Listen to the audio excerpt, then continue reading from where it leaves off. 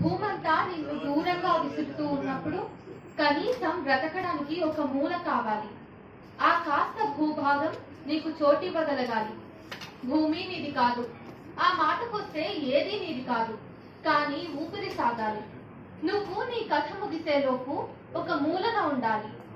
కానీ నీలాంటి అనేక పురుగుల పౌరుషాలకు నువ్వెక్కడ నీ దాక్కుంటావు? ఇప్పుడు నిన్ను భూమి చేరదీయాలనుకున్నా మనిషి మీదకు వస్తున్నాడు కదా. మట్టి కుండలో నీళ్లు తాగినందుకు మట్టిలోకి వెళ్లి నిద్రించాల్సిన పరిస్థితి. కొంచెం పొట్ట నింపుకోవడానికి కూడా నువ్వు కొట్టుమిట్టాడుతుంటావు. అస్తిత్వవాదం వేదికల మీదే శిలా విగ్రహమైంది. ఇక సమానత్వం మైకులకు ఉరితీయబడ్డది. మిత్రమా, అనకూడని మాట అంటున్నాను, క్షమిస్తావా?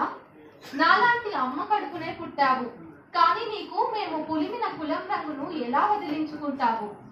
కేవలం ఓటుకు పనికొచ్చి గణాంకాలకు పరిమితమై తరువాత ఏ మామిడి పళ్ళు దొంగిలించినందుకో, నీ దాహానికి గుక్కెడు నీళ్లు తాగినందుకో భూతల్లి కడుపులో కలిసిపోవటానికే పరిమితమవుతున్నావు. ఈ క్షణం నిన్ను కన్నందుకు మీ అమ్మపై కోపం వస్తుంది. పేగు తెంచుకున్నప్పుడే కులం తాడు తెంచి కాల్చుంటే నాతో పాటు నువ్విప్పుడు ఆడుకునేవాడివేమో.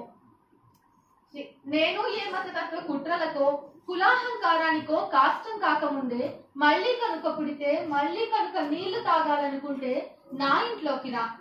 నా ఇల్లు నీ ఇల్లు ఏంటి? మళ్ళీ నువ్వు బ్రతికొస్తే ఎదురు చూస్తాను. ఏ కంచుకోడలు లేని ప్రపంచానికి కలిసి వెళ్ళి స్వేచ్ఛగా ఆడుకుందాం. Thank you.